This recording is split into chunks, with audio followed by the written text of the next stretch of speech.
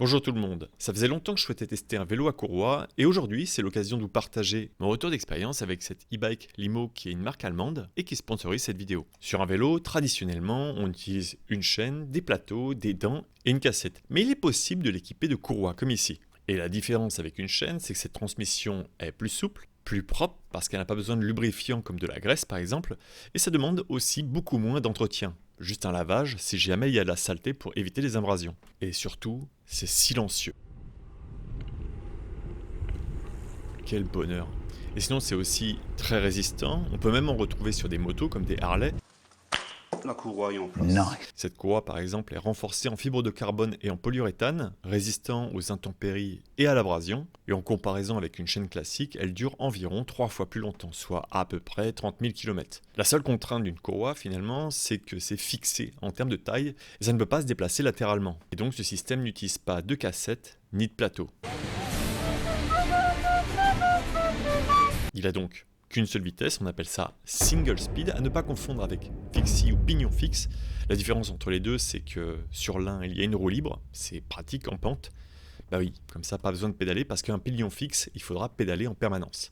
Néanmoins, il arrive que sur certains vélos à courroie, ils soient équipés de vitesse dans le moyeu arrière, mais si ce n'est pas le cas, car le vélo a une assistance électrique. Et donc pas besoin de se prendre la tête avec les vitesses, le moteur va aider au démarrage et dans les pentes par exemple. Notamment dans cette pente qui est l'une des pires de Paris et c'est un plaisir de la monter avec l'assistance électrique. Enfin ça c'est quand il n'y a pas de chauffeurs qui sont derrière parce que le vélo est limité à 25 km/h et c'est vrai qu'il y a toujours des chauffards qui vont essayer de monter à 30. C'est une assistance électrique roue arrière et donc il y a un petit temps de décalage au niveau de l'accélération. Donc là je suis déjà à 25, je sens que l'automobiliste derrière pousse et klaxonne.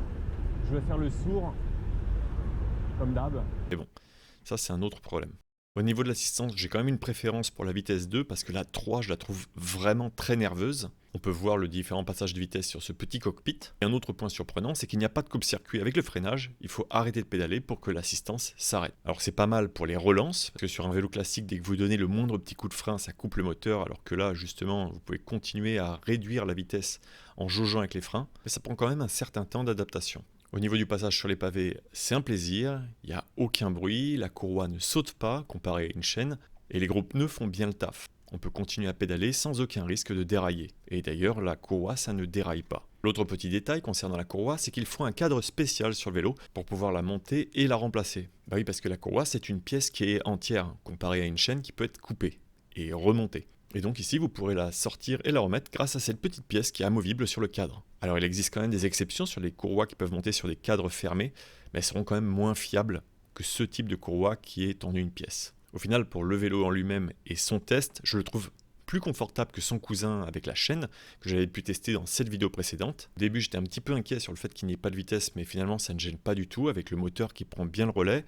Il présente quelques petites améliorations, comme par exemple une alarme si vous essayez de déplacer le vélo après l'avoir verrouillé.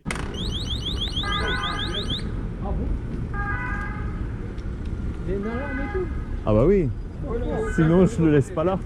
Il a également été équipé de pneus avec des bandes réfléchissantes, ce qui lui permet de s'affranchir des catadioptres, ce qui donne un aspect encore plus épuré. Et un petit réflecteur rouge a été rajouté à l'arrière du vélo pour pouvoir respecter la norme française. Donc vous l'avez compris, même si cette vidéo est sponsorisée, j'ai vraiment adoré le vélo à courroie. Et pas seulement moi d'ailleurs, je crois bien que Jean Massier va opter pour un modèle similaire.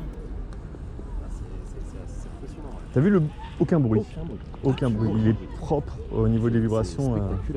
Et pour ceux que ça intéresse, vous pourrez tester le vélo dans le 3e arrondissement. Je vous mets toutes les informations en description. Limo m'a également précisé que le vélo était finalement livré à domicile par la poste et donc qu'il va falloir le unboxer. Contrairement à ce que je disais dans la première vidéo de présentation, le montage est vraiment très facile. Il suffit juste d'emboîter la roue avant, de mettre les pédales et de régler un petit peu le vélo pour sa taille et on est parti. D'ailleurs, je vous conseille de suivre la vidéo de présentation pour le déballage parce qu'il y a certains points où j'aurais pu éviter de galérer. Donc si vous êtes intéressé par cette e-bike, n'hésitez surtout pas à cliquer sur les liens en description pour en savoir plus. Et si vous avez des questions, n'hésitez surtout pas à les laisser en commentaire. J'espère que vous avez apprécié ce retour d'expérience sur le vélo à courroie. Merci à ceux qui soutiennent mon contenu. Vous êtes indispensables pour que je puisse continuer à produire ce contenu à plein temps sur cette chaîne. Merci également à ceux qui ont regardé jusqu'au bout, ceux qui sont abonnés et qui s'abonneront. Et également ceux qui auront interagi à cette vidéo pour permettre de nourrir l'algorithme de YouTube. On sait que c'est important. Il est temps de vous dire à bientôt pour de prochaines vidéos et bonne route.